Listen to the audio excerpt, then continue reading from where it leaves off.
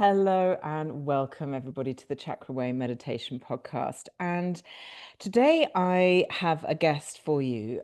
Frank Healy is joining me. And Frank is a therapist and an author, which so far so normal and average in a way. I speak to a lot of therapists, I speak to a lot of authors. But Frank has a uniqueness to him. In fact, he has a condition that it's said that literally less than 150 people in the entire world have.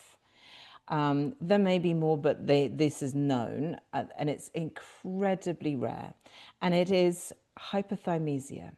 So, welcome, Frank. Thanks so much for joining me. And It's a pleasure to be here. yeah, it's great to have you. I'm really, really happy to have you here because I feel like your interesting uniqueness is going to hopefully inform and help us all a little bit. So explain to me a little bit about what hypothymesia actually means. Well, ever since I was not quite 6 years old, and I'm now 65, I started remembering every day of my life, which included the day of the week that it was, and news events, if there were any big ones, the weather where I was, and personal experiences. So, uh, I was sick home from school the end of February, beginning of March of 1966 with chicken pox. I think now that kids get vaccinated for that, but and too sick to really even be up playing with toys. So I happened to have a calendar for that year, 1966, that my Uncle Billy down the street had given me. So I looked at each block for each day, and I would picture what would be on primetime TV that night, and as well as play the coming on tune of the show in my head. In those days, it was Batman, The Monkees, and The Wonderful World of Disney. It was So, good telly back in the day. oh yeah. So, and before the week was out and I went back to school, I realized that I had that entire year memorized as far as what the days would be. Like I knew my birthday, May 21st, would be a Saturday that year. And I knew that the American holiday of Thanksgiving would be November 24th and that Christmas would be a Sunday. And so then, as each day went by ever since then, so we're talking almost 60 years, I, uh, I made mental notes all day, every day about what date it is when things would happen. Okay. Uh, So this hypothymesia is something that you kind of fell into when you were poorly as a child and you were looking at a calendar and you just kind of got lost in, as you can do as a child, just get lost in looking at a thing. But then this continued. So do you think that you trained yourself to do this, or is this a natural thing that your brain can do? Because I know that I can't remember what I did yesterday. I let alone like 5 years ago on a Tuesday in October. Like there's just not something that I hold on to. You hold on to it. Is it because you hold on to it purposefully, or do you think it's just there? well, for years until I got involved in some university studies, I thought that I had developed it. In Oh, fact, really? even when I first wrote my memoir, Living with a Phenomenal Memory, which since has been improved in 2007, which since has been, I've improved and upgraded it in 2018. I, and then when I heard about this university study from watching the show 2020 on Friday, May 9th, 2008. They featured the first person they ever studied at University of California. And so I thought, oh, maybe I might have worked to develop this, but it's a gift to begin with. Mm. And so and then so I went there. They gave me, so I sent a copy of my book, Living with a Phenomenal Memory, which I recommend you get the revised edition. Who could forget? But and so I sent them a copy, and then they, over the course of a couple years, they gave me 4 phone tests where they would call and they'd either say a date like March 24th, 1989, and I would say, that was a Friday, the Friday before Easter. It rained in my area, and it was the day of the Exxon Valdez oil spill in Alaska. Or they would, or they would say an event like, when was the when did the Washington Redskins defeat the Miami Dolphins in the Super Bowl football? I'd say, oh, yeah, Sunday, January 30th, 1983. So, and after 4 tests, they told me they'd like me to come to the university and be studied.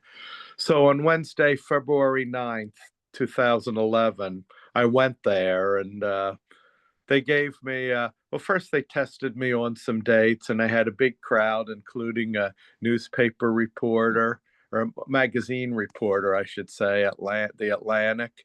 And um, and then but they gave me other tests of regular memory, which I only scored average in. So this was so the superior autobiographical memory was my main thing. Mm. And go Yeah, ahead. so this highly superior autobiographical memory is quite a mouthful. That is really mostly to do with, from what I'm gathering so far, it's to do with dates and things and events that have happened. But do you also remember the sort of the emotions and the textures and the feelings that you were having on the, in 1989 on a, you know, do you remember that side of your Yeah. life as well? So do you feel like that's a blessing or a burden or something else entirely? Well, for years I considered it both a blessing and a burden. But Mm, but through the years, like it's funny, I didn't realize this until years later, but the reason I studied psychology rather than something to do with numbers and math or is because I wanted to learn, since I'm always going to retain all the memories. I'm not going to get rid of them. So I wanted to be able to release and get rid of the feelings from the bad memories because I do. I remember the emotional impact of mm, the memories from each date. In fact, I've in one of my books, The Ultimate Guide to Healing Your Past, I write about categories that I would put dates in. Like, and I went through one day of the year, August 1st, where, well, Friday, August 1st, 1969 was a good day because it was the last day of our summer playgrounds, where you'd go to school and do arts and crafts and play sports and all. And I won a costume contest as a clown. I wore a devil costume, but with a clown mask. So I won the award for the silliest. And but then Wednesday, August 1st, 1990 was my worst August 1st. We were doing role plays in my graduate school, and although I did some good ones, this was one the class didn't think too much of.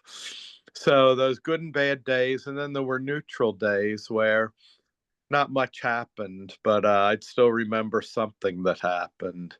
mm, And and I think that brings up a point that most people remember the dates that were of high emotional impact to them, either for better or for worse. Like they might happily remember their wedding date or when their child was born or a graduation. And but they might sadly remember a day when they got injured and or something, or a death in the family or something. So mm, you know, mm. but I remember every day, even the average routine dates. Yeah, that's extraordinary. I mean, I feel I feel like we're sort of opposite ends of the spectrum. Like my memory from my childhood, I can't really remember much at all from my childhood. Vague sort of pictures.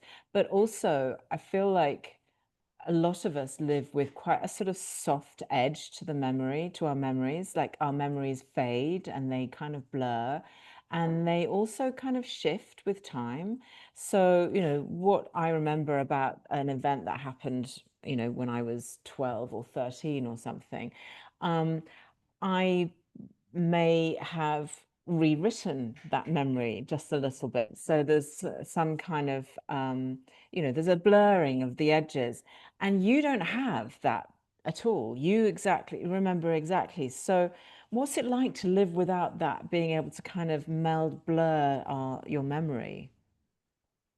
Well, that's where learning how to let go of of the negative feelings from the bad memories. Mm, I yeah. used and I teach my clients some of this stuff too. If people who have post-traumatic stress disorder, Mm, how to lessen the emotions because they're unlikely to forget the incident, so they're more likely to at least let go of the emotion. So when that not so great memory pops up in their head, they'll just think, so what, it happened, and move on yeah. to the next thing in the day. Exactly. I mean, I know that the, the sort of bad things that have happened to me, I know they've happened to me, but I don't, when I think about them, I don't recall the emotion of it at all. That emotion is just not there. And so that's, I suppose, what you're working towards is getting to a place where you know that it happened, but you're not attaching a strong emotion to it. So you're not bringing that up. So this is something that we all need to be able to do. We all need to, I think, I don't know, correct me if I'm wrong, but letting go of the past, letting go of the things that have hurt us, because that's what keeps us in limiting patterns and keeps us in scarcity, or sort of restricting ourselves from pushing ourselves forward, because we're like, I don't want to risk hurting myself in that way again. That emotional pain, I don't want to go through that again, so I'm going to avoid at all costs. But if you kind of forget, it's kind of a bit like it's a bit like childbirth. You give birth once. You're like, yeah, that was pretty damn painful. But somehow your silly mother's brain forgets quite how painful it was, and you do it again. Yeah. And it's a similar thing in that we do, but we do need to move on. So people who hold on to those painful memories, you're able to help with that, presumably. That's something that you have great experience at, in letting go. So what's your process in letting go? Well, I employ a combination of things to sort of attack it from all angles. Like we'll examine the beliefs that the person created about themselves, about the world around them, and their place in it, and we'll change the beliefs around. And I also, in my book, Heal Your Memories, Change Your Life, the first of the Heal Your Memories self-help trilogy, I I I do this exercise that I refined it a little bit, but I give credit to neurolinguistic programming for the origin of it. But you get into a meditative state, and that first, before you do that, you pick a good memory and a bad memory. Then you get into a meditative state, and you think of the good memory in as much detail as possible. All the sights, the sounds, how your body felt, if there were any scents, and who you were with, and if you who you interacted with, and then you switch to the bad memory for a shorter period of time, and then you go back and forth 3 or 4 times, and because better feelings have a way of overpowering negative feelings. So if you associate the bad memory with the good memory, that's it's kind of like if somebody has ever said, well, that ruined my whole day. Well, this kind of unruins your bad memory. Yeah. Then it just, you feel less and less of it, and by the end of the exercise, sometimes people aren't even able to picture all the details of the bad memory anymore. So it Wow. helps So with the it's kind of fading. like it is almost like a reprogramming that you're having to do. And you've obviously taught yourself to do this, because like when you now, presumably the work that you've done, when you recall a painful memory, you don't feel it as strongly as you did then. Yeah. It's more like watching it on a screen or something rather than actually reliving it. But I think we all have that potential, don't we? I've just said about childbirth and about a few bad things that have happened to me. I know they happen, but I don't attach a great big sort of like, I don't have a physical reaction. There's a physical, and I know that for some people, when they recall a thing that's happened that was really painful, that they relive that feeling, that sort of that stomach lurching, heart thumping, that tension that can come when you remember a thing. I think we can probably all remember like a time when we were like ridiculously embarrassed, like we did something so embarrassing. And you recall that, and you can literally just like feel Yeah. yourself shrinking inside. It's a physical sensation, right? Same with all bad kind of, some people have that with a bad memory. So this is what you've learned to process and move through, which I think is when we're looking at energetic work, when we're looking at healing, this is the magic that you've managed to hone because you remember absolutely everything that happened, the good, the bad, the ugly, the dates, the day, the weather, Yes. what have you, the whole thing. But you are able now.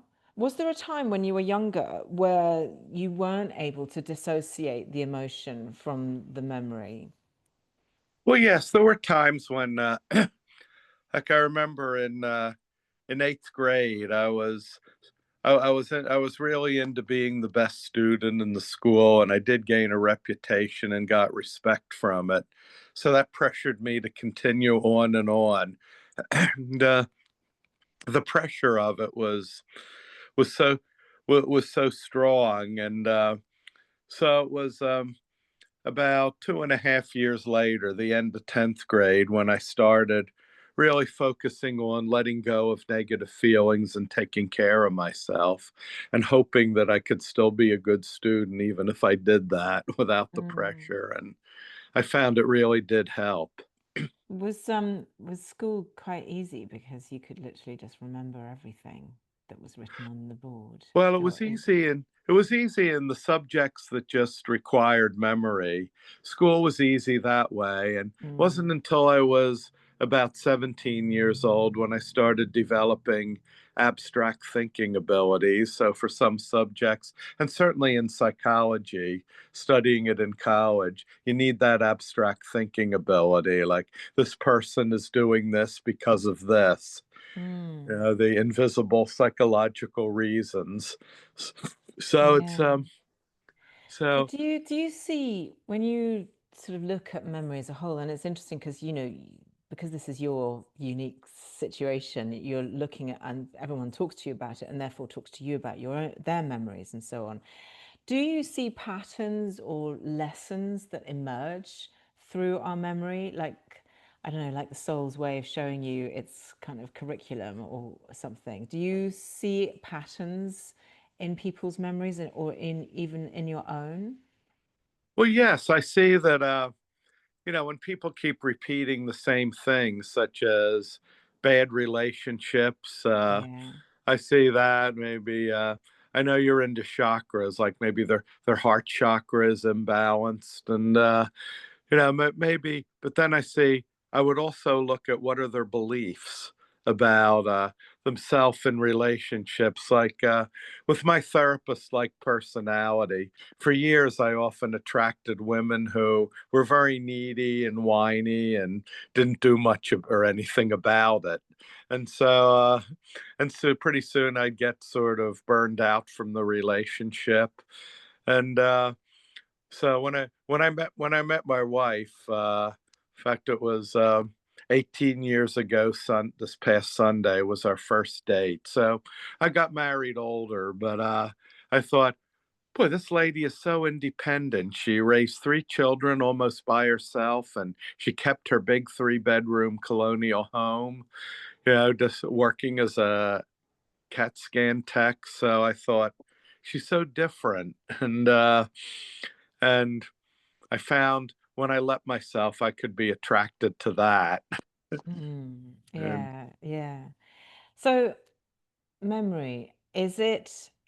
for you, is it an energy, a sensation, a vibration in the body, or is it all purely in your brain cells? Where do you feel that memory actually exists for you?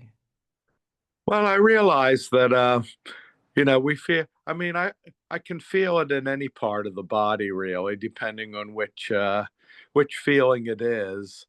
Like disappointment is often would be a sinking feeling in the stomach, and maybe excitement and joy Well, yeah, would be those are all all just over.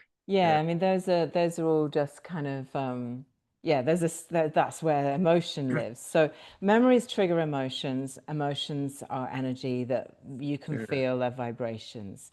So, but for you, because you have so many memories, that's what I'm trying to work out or uh, understand, is that you've got so much to remember, and you have all of these dates and all of these events that are just stored.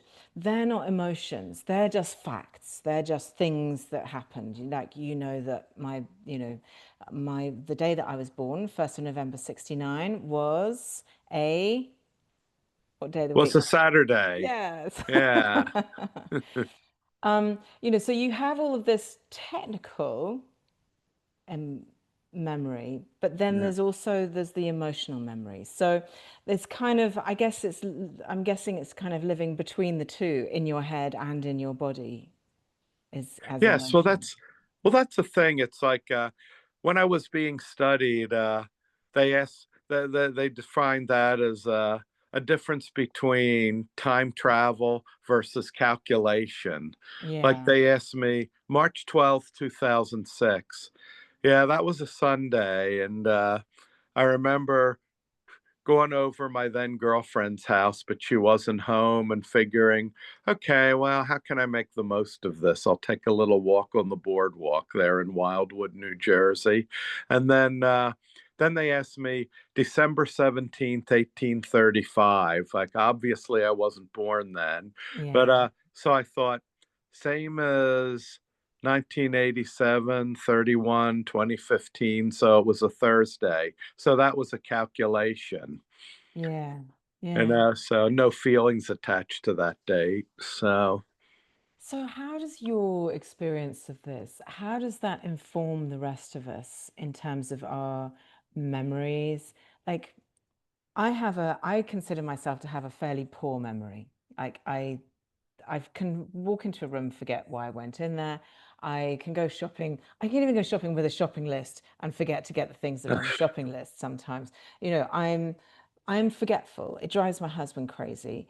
And I don't remember a huge amount of detail of my childhood, of my teenage years. Um, how can your experience enhance how can it inform and enhance my experience of memory? well, I think the first thing would be maybe you might be somebody uh, who just goes from thought to thought, not in a bad way, like not in a scatterbrain way or Mm. anything, but more like you know, you you know, you go through your day, whatever needs to be focused on right in that moment is what you focused on, and Mm. so you don't hold thoughts maybe long enough for many of them to stick. Go from short term to long term, where I tend to hold on to thoughts. Okay. So you're saying that a function of a memory sticking is the amount of energy that I put into that thought. So sit, if I, so let's take a really basic example. So if I sat with my shopping list for 10 minutes Yeah, before I went into the shop and I really looked at it, really studied it, I'd be less likely. I mean, it makes perfect sense, of course. I'd be less likely to forget the stuff. yeah, But it's if I had like a really lovely evening out and I thought, I really want to remember that, I want to store that one for the memory banks. If I spent more time, if I journaled about it, if I um, just spent more time thinking about it rather than just going, oh, that was lovely, and now what's next? Is that what? yes, that would help, and I think yes, that would help, and you talk, and the more different energies you put into it, because maybe put in the details of the thinking, but also put an emotion in with it.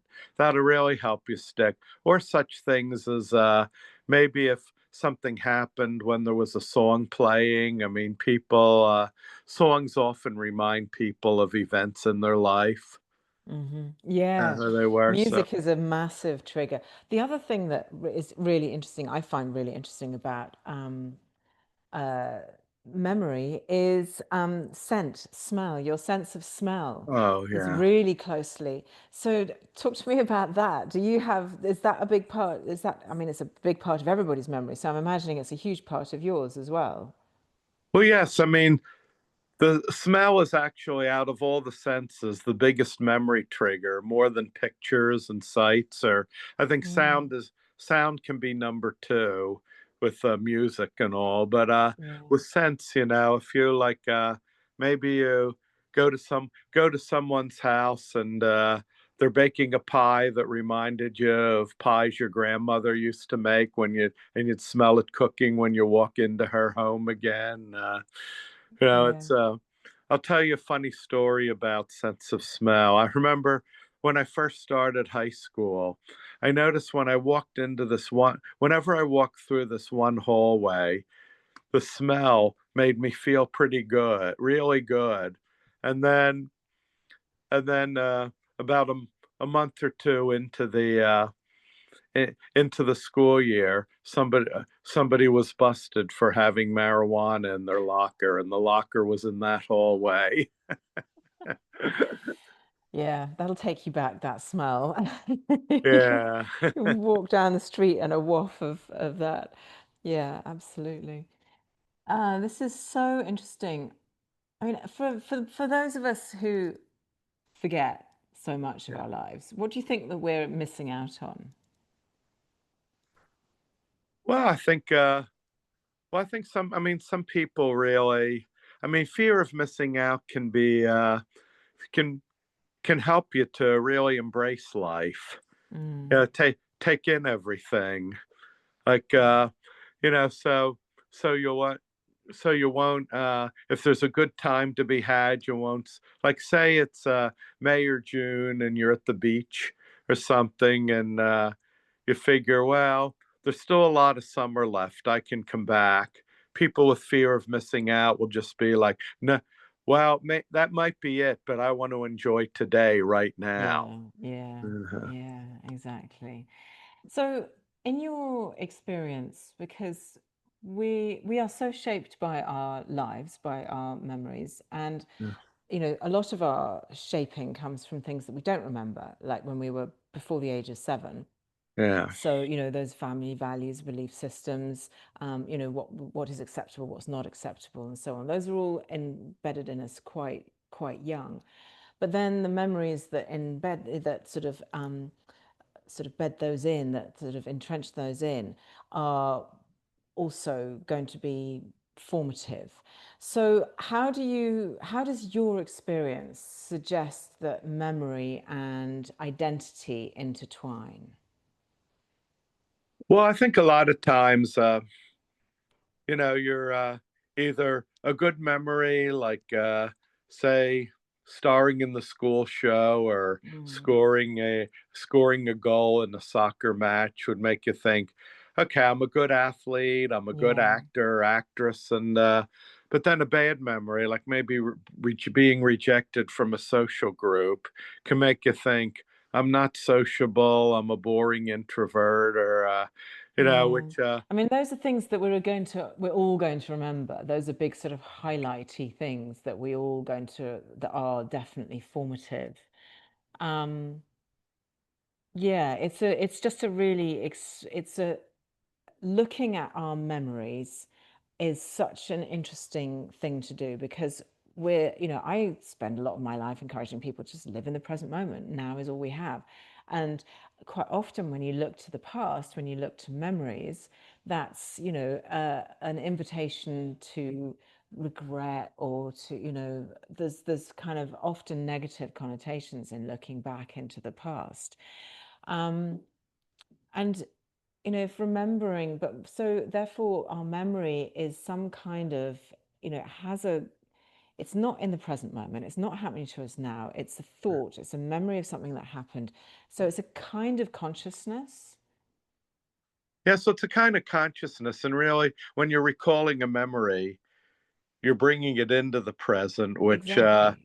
can Yeah. be a good thing if it's a good memory. But if you're recalling a memory of Oh, I someday, lost I'm you. sorry, I touched something wrong. Oh, don't worry. Let's say, okay, but if you're recalling a memory of something bad and you remember it real intensely, you're bringing yourself right back into that, which, and if it's some problem that you have since overcome, then there's no, then you're bringing yourself right. It's useless to do that Mm, because mm, you're denying all the ways you've overcome the problem that you had in that memory. yeah. Yeah. Yeah. No, I mean, I think that you know, our recall of our memory um, can change our relationship with the present moment, Yeah. Yes, it clearly. can. Um, Okay. so if you're remembering everything, how does it change your relationship with the present moment? Or have you done enough work? I'm kind of getting, I kind of want to rewind to Frank before you did all the work and was able to process emotions and let go of things, because you've clearly done so much of that work in order to get to a place where you can live happily alongside this enormous library of memories that you have.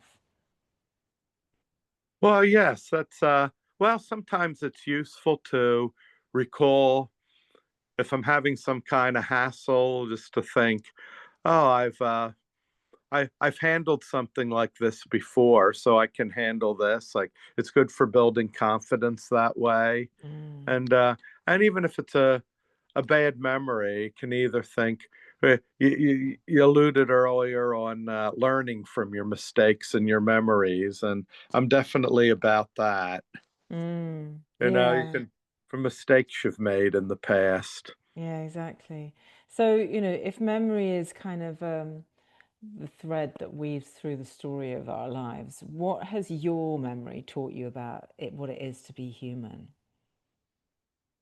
Well, it's taught me that emotions color our lives. It's times people I have clients sometimes that are emotionally numb, sacral imbalance, but they kind of they're emotionally numb. It's like maybe they're trying not to feel something painful, Mm, and I mean it's a mild form of depression, and so I've learned that, and I've learned that really some people who say they've had nothing but bad happen in their life, well, if they were able to recall things like I can, I mean, everyone, I believe, has had both good and bad things happen in their life. And you can turn the I mean, what is good and bad really? Good is when something happens or you have something you want, and bad is when you have something you don't want or don't have something you want. Little tongue twister. So you can turn the bad into good by learning from it. yeah, yeah. No, I think well, it's been so fascinating talking to you, Frank. Tell people how they can get in touch with you and about your work and about, I mean, you've mentioned your books. Yeah, let people know how they can get in touch. Yes, well, you can. My email is www.healyshealing.com. And I That's mean, your no, that's my website. website. I'm Yeah, sorry. And then healyshealing.com. Yeah. and my email address, which I've had for going on 25 years, November 6th. I've always been hesitant to change it because of so much social media that I'm on because of my book. So it's H Healy's Heal one, like HEALYSHEAL, then the number one at MSN.com. That is an old address. MSN, that's A way very old back. address, Yeah. yeah. I mean, people laugh at me because I've got a .co.uk address. So it's like, yeah, good. Thank you, Frank. I think it's been fascinating to talk to you. It really has. And I don't know. I hope that I've asked you all the right questions. I feel like understanding our memory and holding on to what has been to help inform is such an important part of our healing journey. And you are a wonderful example of that. Yeah, so it's a pleasure to be here and happy early birthday. Thank you very much, Frank. Take care. You too.